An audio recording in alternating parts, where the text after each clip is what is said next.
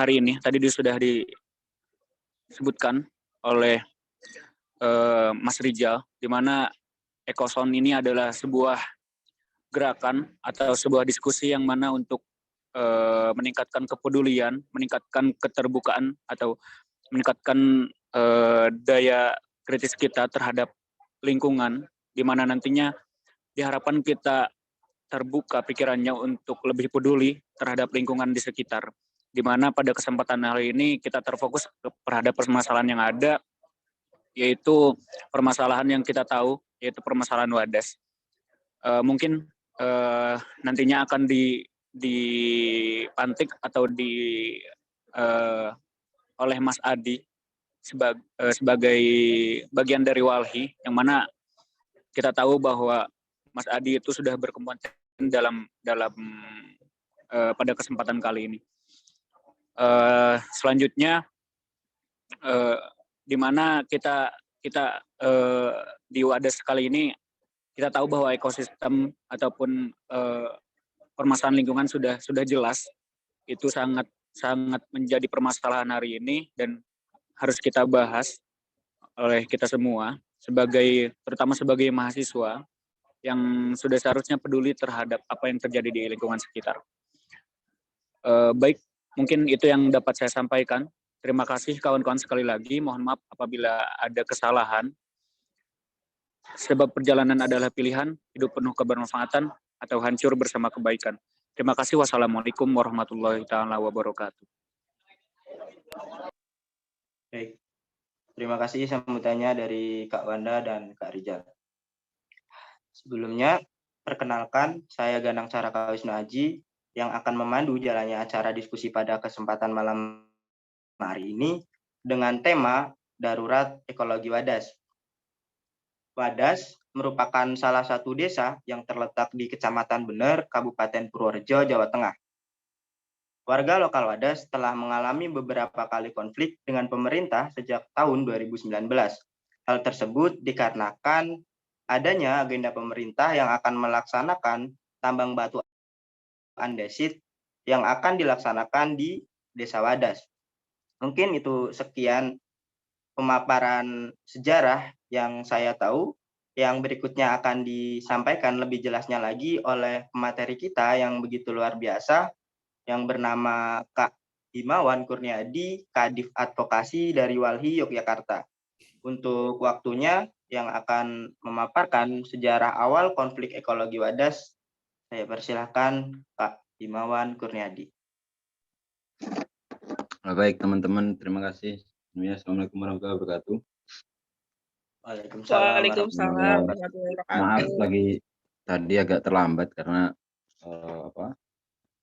habis dari Wadas terus agak hujan, jadi agak sedikit keganggu di jalan. Terima kasih atas undangannya ya, untuk mengundang kami di acara ngobrol-ngobrol malam ini.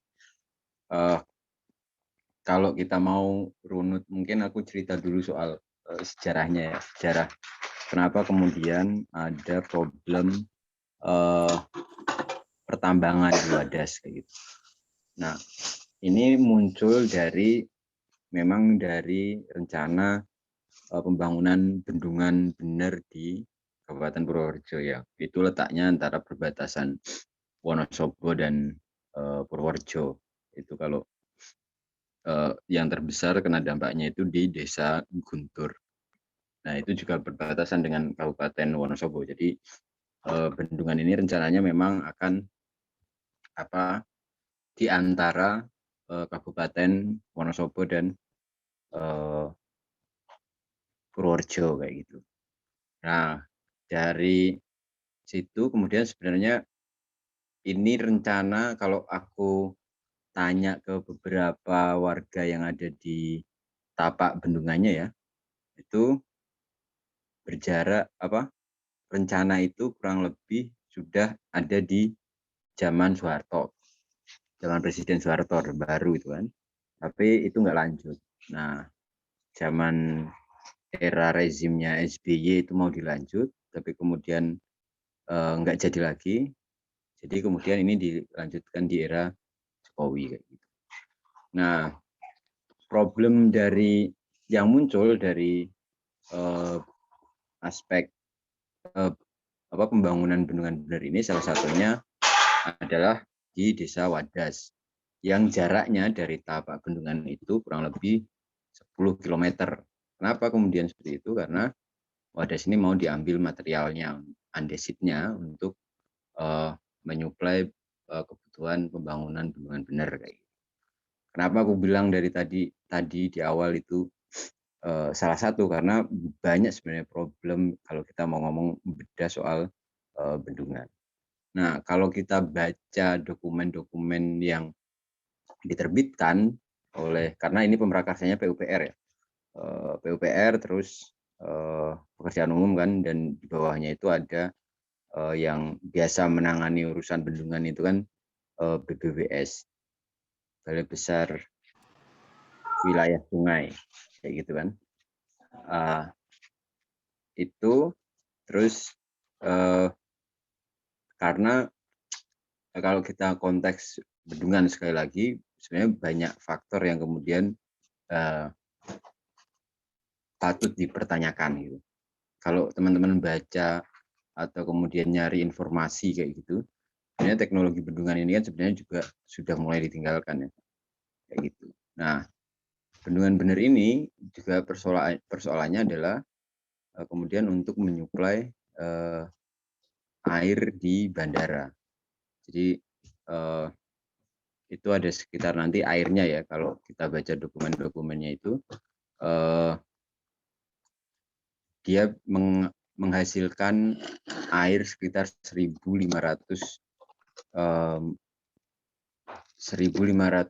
liter per detik.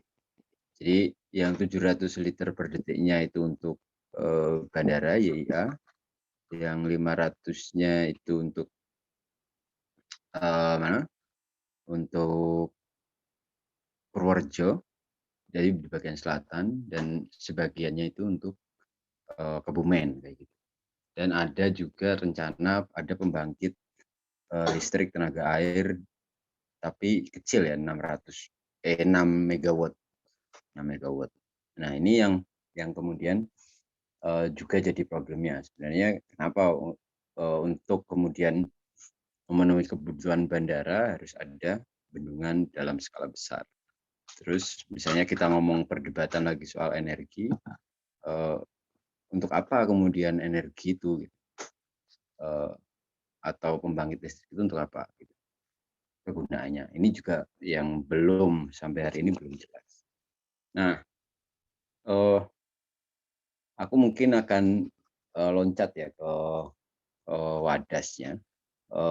Baik, Mas. Sebelum dilanjutkan, permasalahan utama di Desa Wadas itu sebenarnya yang terjadi, apakah awal mula konflik itu karena akan adanya bendungan yang merupakan itu agenda dari pemerintah, pembangunan yang sudah direncanakan dari lama, atau hal tersebut menjadikan konflik karena Desa Wadas tersebut akan dijadikan tempat untuk tambang batu andesit.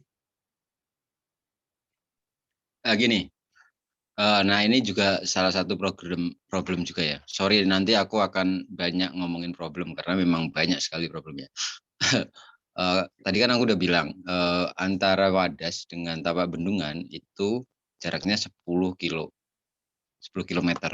Nah, dan problemnya itu adalah itu dijadikan satu dokumen AMDAL gitu. Padahal beda kegiatannya.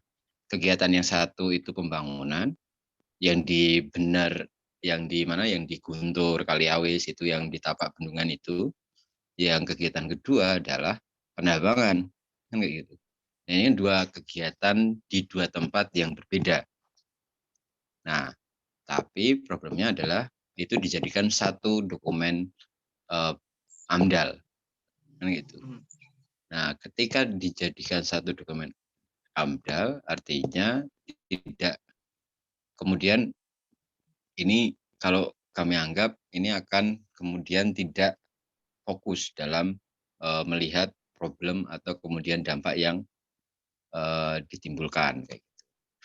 Nah, problemnya lagi adalah soal pembebasan lahan kayak gitu. Mereka make Undang-Undang Nomor 2 2012 soal pengadaan tanah untuk kepentingan umum, yang di mana kepentingan umum itu tidak ada kegiatan menambang. Kalau kita mau ngomongin juga soal ini kan proyek PSN ya, proyek strategis nasional. Nah, kalau teman-teman baca di peraturan soal PSN itu tidak ada nomenklatur yang menyebutkan bahwa PSN itu adalah atau kegiatan menambang kayak gitu. PSN itu ya ngomongin soal infrastruktur itu jalan, jembatan dan macam-macamnya. Gitu. Nah itu yang kemudian juga jadi persoalan. Intinya adalah pemerintah ini menyederhanakan persoalan. Jadi di samping dia hanya satu AMDAL kayak gitu dan dia melewati syarat-syarat yang lain juga, melangkahi syarat-syarat yang lain. Izin usaha pertambangan itu nggak ada di Wadas. Wilayah usaha pertambangan juga nggak ada di sana. Jadi syarat-syarat administratif itu nggak kemudian dipenuhi. Itu yang kemudian sebenarnya jadi problem. Itu. Nah, Baik, Mas. Berikutnya sejarah nih, Mas. Ngomong-ngomong sejarah, itu tuh kenapa kok bisa pembangunan bendungan itu diletakkan di Kecamatan Bener, Mas? Kenapa nggak di tempat lain gitu? Oke, karena ini ya itu kan pasti mereka udah punya kajiannya dari kan aku bilang tadi dia udah ada di sejak era Soeharto. Orde Baru itu mereka udah ada perencanaan untuk membendung itu. Terus yang berikutnya di era SBY itu juga sebenarnya mau dilanjut, tapi kemudian itu nggak jadi. Nah, kenapa kemudian alasannya di sana ya mereka menganggap bahwa sungai yang ada di sana itu Bogowanto itu ya cukup untuk kemudian dibendung kayak gitu. Tapi kalau akhirnya kita bisa bandingkan proyek-proyek bendungan yang udah ada di Indonesia mana yang kemudian beres kayak gitu. Nah, persoalan timbul kalau di konteks Wadas itu mulai dari tahun sekitar 2013 atau 14 gitu. Saat ada pengeboran. Jadi warga udah mulai curiga, udah mulai was-was kayak gitu kan. Ditambah di sekitar tahun 2016 yang ada sosialisasi yang itu kemudian ditolak sama warga. 2017 ada konsultasi publik juga, itu juga ditolak oleh warga, tapi itu kemudian tidak diindahkan gitu. Nah, ketika warga itu konfirmasi ke provinsi, ke kabupaten, ke PBWS sebagai pemrakarsanya pun juga itu tidak didengarkan. Gitu. Akhirnya muncul kemudian izin penetapan lokasi di 2018 yang kemudian itu menjadi awal kemudian Wadas ini ditetapkan sebagai wilayah pertambangan untuk pembangunan bendungan bener kayak gitu. Baik, Mas. Tadi menyangkut tentang efek sosial, tentang adanya pembangunan yang akan diadakan oleh pemerintah. Nah, bergeser dari situ, dampak Wadas yang akan segera dilaksanakan terhadap lingkungan dan sosial itu apa aja sih, Mas, kalau tambang di Kecamatan Bener di Desa Wadas sudah dilaksanakan? Ya kalau dampaknya pasti banyak ya, sosial pasti kan sekarang ini kan kalau teman-teman baca itu kan sengaja dihembuskan gitu kan, pro kontra kayak gitu kan. Terus problemnya kan sekarang ini kan gini, di Wadas ini kan mayoritas itu hidup di sektor pertanian ya. Yang kenapa kemudian mereka bisa menghidupi atau kemudian cukup untuk menghidupi kehidupan di sana secara turun-temurun, itu adalah efek dari mereka ini menjaga lingkungannya. Buah dari dia secara turun-temurun dari nenek moyangnya itu menjaga lingkungannya. Kayak gitu. Nah, ini yang kemudian berdampak pada kesuburan lahan di sana kayak gitu. Teman-teman ekonomi ini mungkin bisa bantu ya bagaimana kemudian menghitung pengeluaran yang telah mereka keluarkan untuk menjaga lingkungan ini kayak gitu. Secara turun-temurun kayak gitu kan. Nah, itu aku pikir nggak akan kehitung. Kedua, soal misalnya kita ngomongin soal mata pencarian kayak gitu. Mata pencarian mereka ya banyak kayak gitu. Kita pernah mencatat per tahun itu uang yang bisa berputar di sana kayak gitu, per tahunnya bisa sampai di atas 5 M kayak gitu kan. Di satu desa itu, di satu bukit gitu. Nah, ini yang kemudian hari ini ketika tambang itu dilakukan kayak gitu, yaitu akan berdampak pada kualitas lingkungan yang ada di sana. Belum bicara lagi soal air kayak gitu kan, belum bicara lagi soal apakah efek dari pertambangan ini juga akan tidak akan merusak kayak gitu kan, itu kan juga perlu dihitung. Nah, parahnya itu kalau kita rujuk pada undang-undang Perda Tata Ruang Purworejo, itu juga di sana itu ditetapkan sebagai daerah rawan longsor. Artinya kalau ada pertambangan, yaitu akan merambah kerentanan kayak gitu. Warga di sana ini udah punya pengetahuan soal bagaimana menyikapi atau kemudian mengantisipasi longsor yang mungkin setiap tahun itu terjadi kayak gitu. Ada beberapa teknik gitu kan dari warga, misalnya dia menanam beberapa tanaman kayak gitu yang untuk mengikat tanah, terus kemudian mereka bikin namanya kayak, enggak, di sana namanya koloran. Koloran itu untuk kemudian kayak terasiring itu untuk ngatur biar air itu enggak kemudian langsung turun kayak gitu, enggak langsung menggerus tebing-tebing kayak gitu. Itu sih. Tapi ya banyak banget yang akan hilang gitu, terutama soal kekayaan alamnya kayak gitu kan, mata pencarian dan lain sebagainya. Baik. Jadi emang benar-benar sangat disayangkan bila mana Wadas tersebut dijadikan tambang andesit, yang di mana tempat tersebut sudah bagaikan surga untuk mereka ya, Mas. Berikutnya ada berawal dari situ kita geser lagi antara dampak pembangunan bendungan bener terhadap lingkungan, Mas. Kalau bendungan tersebut sudah jadi, itu dampak luasnya seperti tadi yang sudah disampaikan, mungkin mengairi seperti bandara dan lain-lain. Itu dampak positif serta dampak negatifnya untuk kedepannya apa saja, Mas, lebih jelasnya?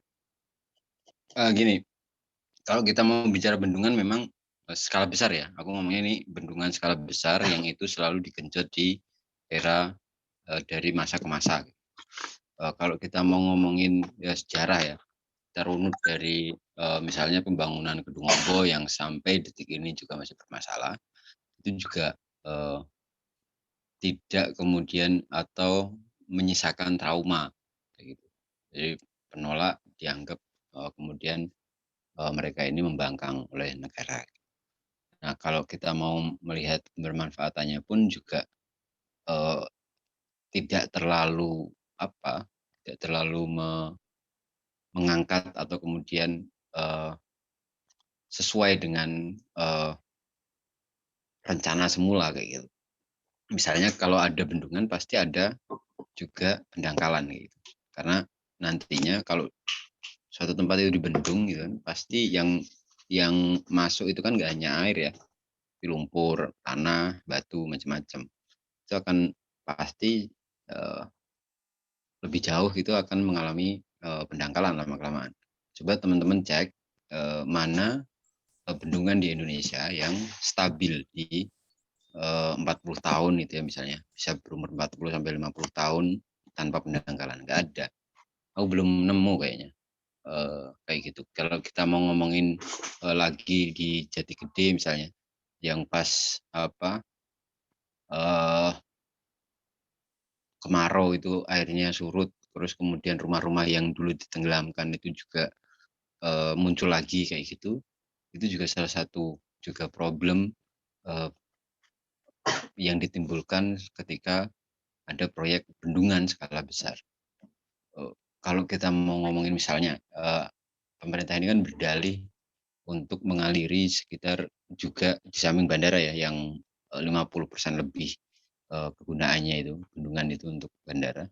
Dia ngomongin juga soal 15.000 hektar sawah di sekitar Kebumen dan Purworejo misalnya. Nah itu kita juga patut kita pertanyakan apakah kemudian jawaban atas persoalan pertanian di sana itu adalah bendungan skala besar gitu. Misalnya karena kan banyak ya kalau kita mau ngomongin soal masalah pertanian kayak gitu. Bukan hanya soal air, tapi kemudian soal redistribusi lahannya. Terus bagaimana kemudian petani ini bisa berdaulat di misalnya di soal bibit dan pupuknya dan macam-macamnya. Nggak hanya air sebenarnya. Air itu iya satu persoalan, tapi kalau kita mau melihat beberapa contoh yang kemudian ada kayak gitu, itu cukup sebenarnya untuk dibikin bendungan skala-skala kecil. Misalnya kalau kita contoh di beberapa tempat di Gunung Kidul misalnya, terus ya di Purworejo juga banyak bendungan skala kecil kayak gitu yang kemudian hanya mengaliri beberapa lahan kayak gitu. Nah itu akan lebih efektif, menurut kami itu agak lebih efektif dibanding dengan membangun bendungan dengan skala besar karena bendungan skala besar itu artinya mereka akan memerlukan material yang sangat besar, terus kemudian merampas lahan pertanian juga yang cukup besar sebenarnya. Lahan pertanian, lahan penduduk, kayak itu lebih besar. Dampaknya lebih besar kayak gitu. Dampak efek sosial yang ditimbulkan itu lebih besar. Gitu sih. Oke, baik Mas. Barusan sudah membahas tentang dampak Kuari Wadas dan dampak pembangunan. Terus sekarang itu bagaimana sih Mas kondisi terkini tentang ekologi Wadas? Kalau sekarang ini ya masih normal ya karena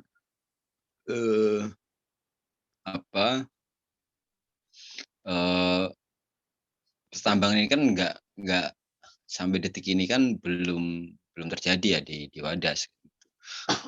Jadi memang warga ini masih atau kemudian tetap pada pendirian mereka untuk menolak pertambangan di desa mereka kayak gitu. Jadi ya kalau dilihat ya sekarang kalau teman-teman ke sana mungkin akan lihat banyak yang lagi panen rambutan kalau sekarang. Panen rambutan, ada panen kelapa kayak gitu. Masih pada bikin besek kayak gitu. Itu sih kalau di sana karena memang aktivitasnya sampai sekarang memang nggak bisa masuk kegiatan pertambangan itu. Gitu. Oke, terima kasih Mas. Baik, berikutnya nanti untuk satu lagi kita akan sambung pada sesi tanya jawab. Mungkin ada teman-teman yang ingin tahu lebih dalam serta ada selisih paham pendapat bisa disampaikan. Namun sebentar, masih ada satu lagi. Berikutnya untuk yang terbaru ini peranan pemerintah dalam Kuari Wadas itu seperti apa sih Mas? Apakah pemerintah tutup mata tuh padahal sudah tahu kondisinya Wadas itu begitu hijau, di situ sumber oksigen, tempat warga untuk menghidupi kehidupannya. Bagaimana tuh Mas peranan pemerintah? Kalau pemerintah karena dia ini pemerakarsanya, ya pasti dia ini sebenarnya salah satu-satunya aktor yang harus bertanggung jawab atas persoalan yang ada di Wadas. Gitu. Kalau kita mau ngomongin aktor ya, atau peran. Tapi kemarin ada dengar-dengar kabar dari teman-teman muda itu, ada program dari Dinas Pertanian Purworejo kalau nggak salah, itu untuk untuk menghidupkan kembali pertanian di Wadas. Kayak gitu. Nah, teman-teman pemuda yang diajak ini kemudian ngomong sama mereka ini, Dinas Pertanian ini, "Loh Bu, gimana? Pak, Bu, gimana? Wong kita ini mau digusur, programnya Bapak Ibu gimana nanti di sini kalau digusur?" Kan kayak gitu. Nah, ini kadang jadi aneh gitu kan. Di satu sisi di Dinas Pertanian, ada Dinas Pertanian yang itu lewat kecamatan ya. Itu pengen ada mengembangkan pertanian di Wadas, tapi di sisi lain bos mereka gitu, artinya presiden Ganjar gitu kan, atau pemerintah gitu kan, malah pengen merusak atau kemudian menghilangkan lahan pertanian itu. Nah, ini kan aku nggak tahu ya gimana koordinasi dan komunikasi mereka kok bisa sejomplang itu gitu. Itu sih kalau kita mau ngomongin peran pemerintah, ya dia ini aktor satu-satunya yang kemudian jadi awal adanya persoalan di Wadas. Oke, baik Mas. Berikutnya sesi tanya jawab buat teman-teman yang ingin bertanya, silahkan bisa raise hand, open kamera, on mic, ataupun yang susah jaringan bisa lewat kolom chat yang sudah tersedia. Silakan teman-teman yang ingin bertanya.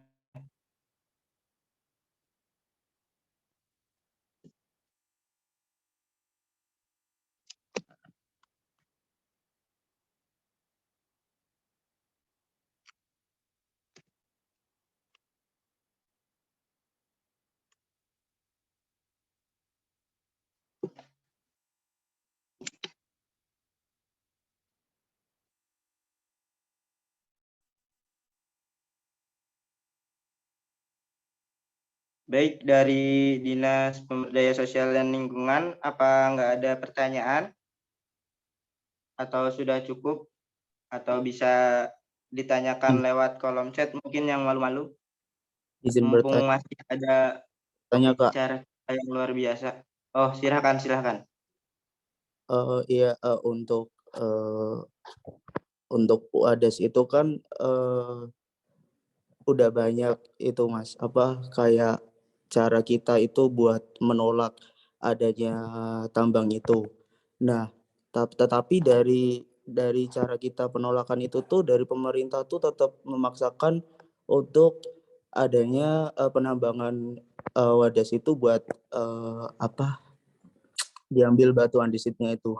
Nah, itu tuh gimana sih Mas caranya dari kita-kita itu agar dari pemerintah tuh sadar kalau penolakan dari Wadas itu tuh udah banyak gitu loh Mas. Semisal kan dilihat dari kemarin-kemarin juga kan udah ada kayak penangkapan, terus kemudian ada kekerasan dari polisi-polisi gitu. Nah, itu tuh apa belum cukup gitu loh Mas dari kita, dari teman-teman relawan untuk Wadas sendiri itu. Terima kasih. Baik, terima kasih pertanyaan yang luar biasa. Silakan untuk Mas Hilmawan Kurniadi mungkin bisa bantu untuk menjawab dari pertanyaan kawan-kawan. Ya, ini memang pertanyaan yang semua kita masyarakat sivil, society yang kemudian punya empati itu juga punya kegelisahan yang sama sebenarnya. Ini kok bisa pemerintah ini seangkuh ini, sebengis ini gitu. Nah, artinya kalau kita memaknainya adalah ya ini kita berada pada rezim yang memang benar-benar otoriter, gitu.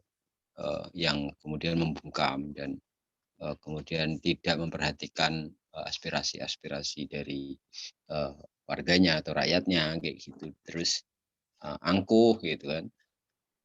Coba kalau kita mau ngomongin juga soal seberapa lama, udah berapa kali kita ngomongin menolak undang-undang omnibus sama Minerba misalnya. Toh juga itu tetap disahkan. Sama halnya dengan ini. Berapa kali juga warga ini menolak, solidaritas ini juga ikut kemudian menolak adanya pertambangan ini. Toh juga ini belum ada kata berhenti kayak gitu. Rencana ini belum ada kata berhenti atau di stop kayak gitu, dari entah itu dari Ganjar maupun dari pemerintah Jokowi hari ini. Kalau kita mau ngelihat di sejarahnya ya, misalnya IPL itu kan habis di tahun 2020 karena ya dia dibikin di tahun 2018 kan, izin penetapan lokasi. Selama 2 tahun itu mereka belum bisa kemudian masuk ke Wadas. Terus kemudian ada perpanjangan 1 tahun di tahun 2021 gitu kan. Nah itu pun juga belum cukup bagi mereka. Nah habis itu warga ini tapi tetap nolak ya di tahun-tahun itu ya. Habis itu mereka ini nggak dengerin juga. Akhirnya dibikin lagi izin pembaruan izin penetapan lokasi. Jadi ada IPL, perpanjangan IPL, terus karena nggak cukup ada pembaruan IPL gitu. Sampai tahun 2023 dan baru tahun 2022 ya. Nah, sampai 2023. Itu pun yang mengeluarkan sama tetap yang mulia Ganjar Pranowo gitu kan. Jadi ini sama sekali tidak mendengarkan aspirasi yang dari awal gitu disuarakan oleh teman-teman Wandas gitu. Nah, ini sebenarnya bukan hanya di Wadas, tapi ini problem kenegaraan gitu. Di banyak contoh di Kendeng, di PPLP, di Kebumen, di Pakel, di Banyuwangi, macam-macam konflik-konflik itu terjadi dan skemanya seperti itu. Nah, yang baru apa kemudian? Yang baru adalah tindakan represifnya.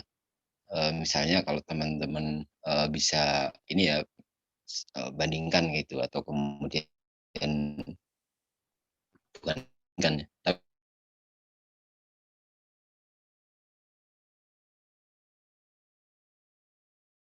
penangkapan itu makin tahun makin banyak.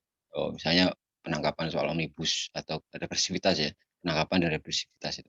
Zaman-zaman omnibus atau undang-undang Minerba yang baru gencar-gencarnya ditolak, setiap sekali nangkep itu ada sekitar 600.000. Dan di Jakarta dulu sempat ada 1.500 orang ditangkap kayak gitu kan.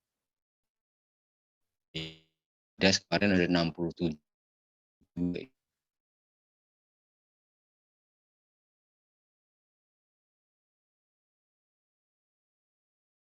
Dulu juga ada banyak sekitar 150, lebih baik tapi lebih kejam gitu kan. Banyak sekali ditangkap. Jadi seenaknya aja warga ditangkap gitu atau demonstran ditangkap. Nah ini kemudian kita juga dipertunjukkan soal adanya problem atau persoalan hak asasi manusia dan demokrasi di situ. Selain juga soal problem soal pembangunan, soal paradigma ekonomi yang dibangun hari ini lebih menguntungkan siapa dan macam-macamnya itu terlihat di kasus misalnya di proyek-proyek WSN bahkan di Wadas kita dipertontonkan itu. Nah, bagaimana kemudian masyarakat sipil ini atau kita ini bisa atau sedikit bisa meringankan atau kemudian mencari jalan keluar gitu. Ya bayanganku hanya soal bagaimana melihat tahapan gerakannya gitu. Melihat tahapan gerakan masyarakatnya ini harusnya seperti apa gitu. Misalnya kalau kita masih atau teman-teman mahasiswa ini masih mengaku di di barisan rakyat kayak gitu, ada buruh, tani, mahasiswa, miskin kota gitu kan, mahasiswa kan ada di situ kan. Nah, artinya solidaritas itu menjadi penting. Ya untuk sekarang ini di samping berkampanye kayak gitu, ya teman-teman punya banyak akses kajian ya, akses untuk kemudian mengkaji entah itu bendungannya, entah itu pertambangannya dari segi apapun kayak gitu. Nah, itu yang mungkin bisa didorong sama teman-teman gitu. Akses informasi ada, akses keilmuan ada kayak gitu kan. Jadi aku rasa hari ini banyak untuk melihat, tapi yang penting adalah soal bagaimana gerakan ini terus berjalan kayak gitu. Aku pikir bukan hanya Wadas, akhirnya kita juga bicara soal problem negara hari ini.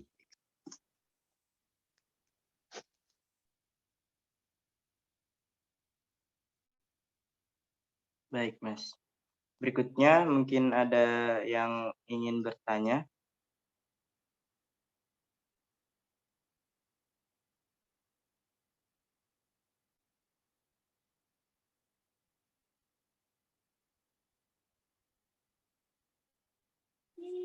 Izin bertanya, Pak Moderator. Silakan. Ya, sebelumnya kenalin nama aku Rijal. Aku mau nanya ini ke Mas Adi. Mas, ini buat pembangunan bendungan bener ya? Kalau kita tadi udah dijelasin juga sejarah sama ininya dari zaman Soeharto. Nah, mungkin ini agak melenceng dari tema karena kalau semisal bendungan bener ini jadi dan nanti akan katanya dampak-dampaknya akan ada pembangkit listrik segala macam untuk Pulau Jawa. Nah, sementara kalau kita lihat kan ibu kota kan ini mau dipindah nih, Mas. Nah, kalau semisal ibu kota dipindah, terus bendungan bener ini jadi dan nanti pembangkit listrik Indonesia Pulau Jawa ini jadi pulau industri, itu apakah akan ada dampak atau mungkin nanti bakal kayak gitu Mas? Soalnya yang saya rasakan tuh bahkan di Jogja sekarang tuh pun udah panas gitu loh. Nah, nanti kalau semisal satu Pulau Jawa itu jadi kota industri itu gimana? Dan juga pertanyaan saya yang kedua kan katanya mau Indonesia ini mau bikin Bali Bali 10 10 Bali baru. Nah, itu dan juga di kota Jawa ini ada yang mau diterapkan seperti itu. Nah, itu efeknya bagaimana, Mas? Terima kasih.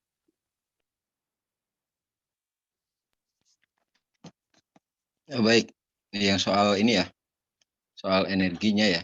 Tapi kalau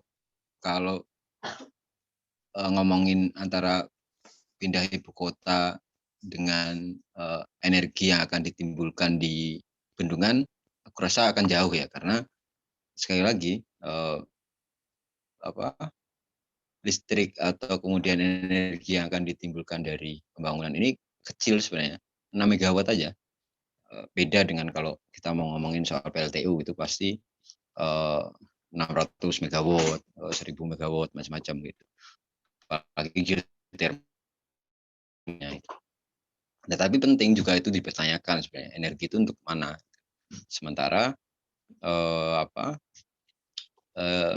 cadangan energi di Jawa Bali ini surplus banyak banget. Nah, itu yang kemudian juga jadi pertanyaan. Kecurigaan kami yaitu untuk menyuplai salah satunya yang entah itu di bandara atau kemudian di industri-industri di sekitar bandara yang akan dikebut kayak gitu. Nah, tapi kalau kita mau lihat sekarang ya, update bandara hari ini kan selain utang mereka sebanyak 12 triliun itu belum lunas kayak gitu. Mereka ini punya beban utang 35 M tahun ini karena dia nggak bisa bayar sewa lahan yang ada di sana karena yang mengelolakan Angkasa Pura BUMN itu negara gitu. Nah, itu mereka kan juga masih utang 35 M di samping utang 12 triliun dalam pembangunan.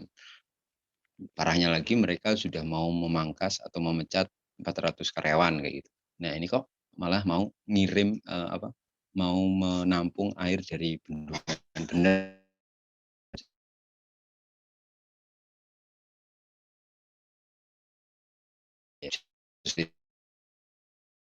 soal paradigma pembangunan dan paradigma ekonomi di negara kita ini bermasalah gitu. Gimana proyek yang banyak sekali kecacatannya itu untuk menyuplai proyek yang juga dulu itu cacat dan hampir bangkrut. Nah ini kan jadi aneh gitu kan. Sebenarnya kan kalau pemerintah itu bijak harusnya ada pembacaan ulang atau kemudian eh, kajian ulang terhadap proyek-proyek yang bermasalah ini kayak gitu. Kenapa kemudian proyek ini akan dipaksakan gitu. Nah, ini yang sebenarnya sedang kami dorong bagaimana kemudian melihat kembali, review kembali proyek-proyek yang kemudian itu bermasalah dan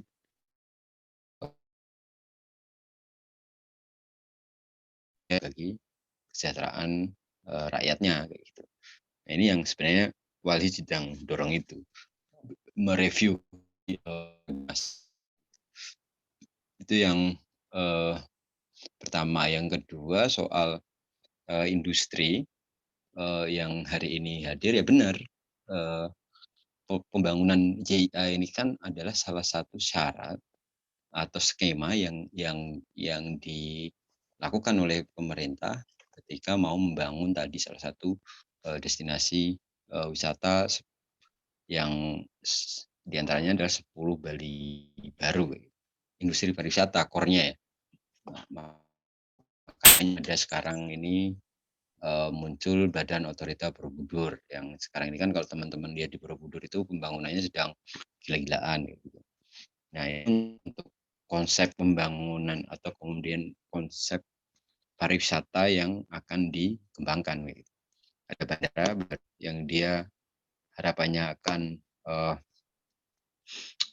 menampung atau kemudian bisa menampung 14 juta wisatawan per tahun kayak gitu. Terus mereka ini suruh berwisata di Jogja, di Magelang, di Gunung Kidul kayak gitu kan. Yang artinya harapannya akan menambah devisa negara kayak gitu. Atau pendapatan negara, terus kesejahteraan rakyatnya meningkat kayak gitu.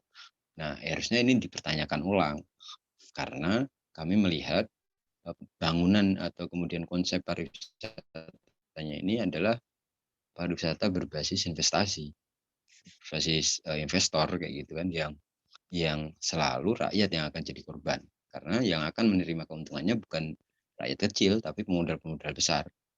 Nah, ini yang kemudian jadi problem sebenarnya. Jadi kalau kita mau tarik antara wadas atau bendungan ini dengan konsep pariwisatanya, yaitu saling berkaitan karena bendungan ini akan menyuplai salah satu kebutuhan dari Aerocity kota bandara yang kemudian itu merupakan bagian dari konsep pariwisata yang akan dikembangkan. Sayangnya konsep pariwisata yang dikembangkan adalah konsep pariwisata yang berbasis investasi tadi, berbasis pemodal besar. Warga rakyat itu dibiarkan untuk bertanding atau kemudian face to face dengan pemilik modal yang lebih besar. Nah, teman-teman bisa bayangkan siapa yang akan menang kayak gitu dan siapa yang akan dikalahkan atau siapa yang akan tertindas kayak gitu. Itu.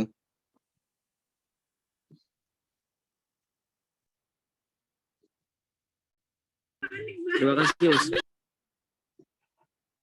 Baik, terima kasih Mas Rizal yang luar biasa. Mungkin dari teman-teman sekalian ada yang ingin bertanya lagi? Izin bertanya, Mas Moderator.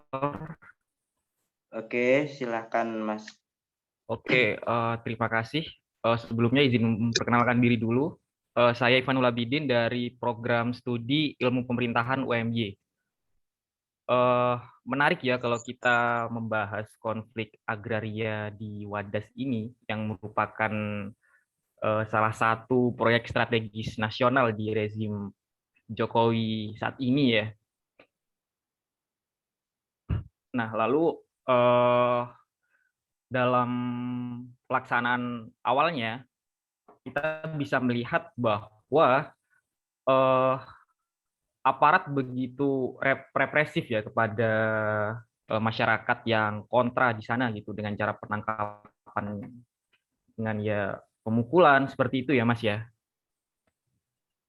Lalu yang sudah disahkan oleh Propam Jateng dan juga Ombudsman RI juga bakal memeriksa Kapolda Jateng gitu. Nah, ngomongin soal Wadas nih Mas gitu, yang nantinya bakal digunakan sebagai perairan gitu di Bandara YA dan juga di Purworejo.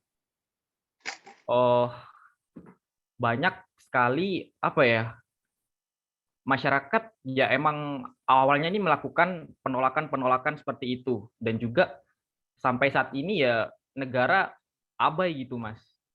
Kalau kita membaca sejarah gitu ya, potret masa lalu kita dalam aksi Wijayan Memanggil misalnya, pada saat penolakan RUU KPK dan juga Omnibus Law, nah itu juga tidak memberikan dampak nyata sesuai dengan tuntutan kita seperti itu. Dan juga ya menarik sih gitu kalau kita membahas konflik agraria di Wadas, dan juga saya membaca artikel dari Tempo beberapa hari yang lalu, yang dimana juga ada instruksi dari pusat untuk proyek di Wadas oleh Menteri Segala Urusan Luhut Bin Sarpanjaitan kepada ya Gubernur Jateng gitu. Nah, kalau pertanyaan saya sih sebenarnya nggak jauh beda gitu Mas sama pertanyaan dari Mas yang pertama tadi. Kalau kita membaca potret masa lalu gitu ya. Nah, kalau kita berkaca pada konflik Gejayan gitu-gitu kan, kita sudah apa ya, ribuan masyarakat juga beserta mahasiswa membanjiri Gejayan gitu, tapi tidak memberikan dampak apa-apa gitu kepada ya ini gitu, kepada RUU KPK dan juga Omnibus Law gitu. Nah, lalu pertanyaan saya, langkah apa sih Mas gitu yang dapat kita gaungkan bersama gitu? Kalau sekarang kan sudah eranya era teknologi gitu ya. Pada saat kita berpendapat, ya buzzer langsung menyerang kita gitu. Kita langsung diserang buzzer, dibredeli sama buzzer gitu.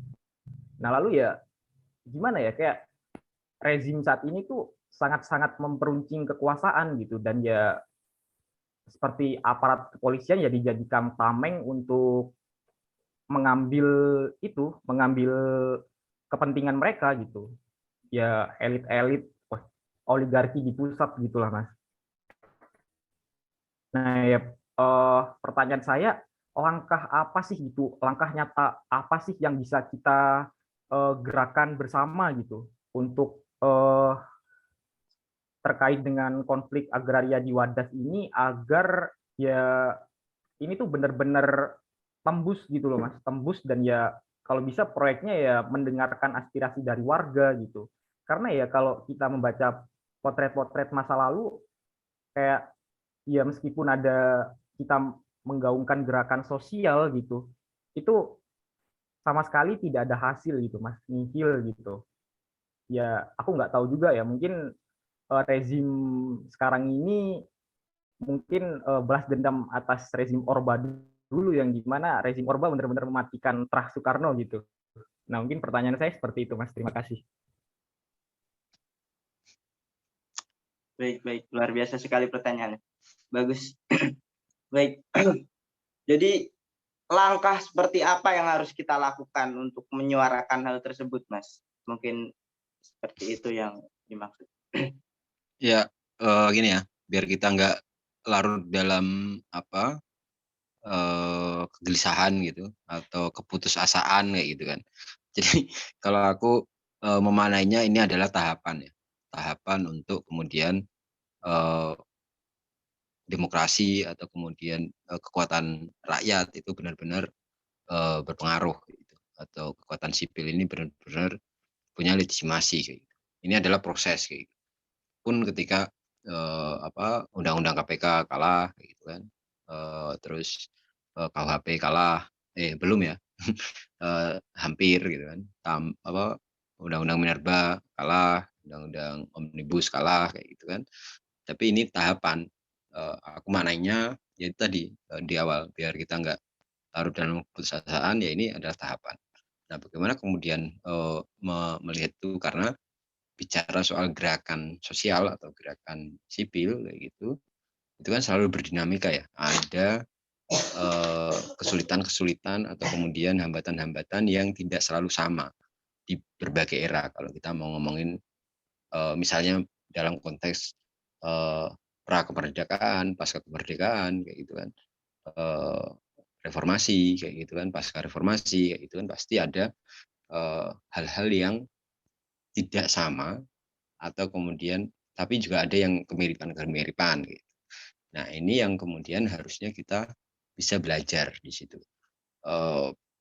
Hari ini kalau kita mau ngomongin yang terdekat di periode gerakan gitu di 98 misalnya, itu nggak sama gitu.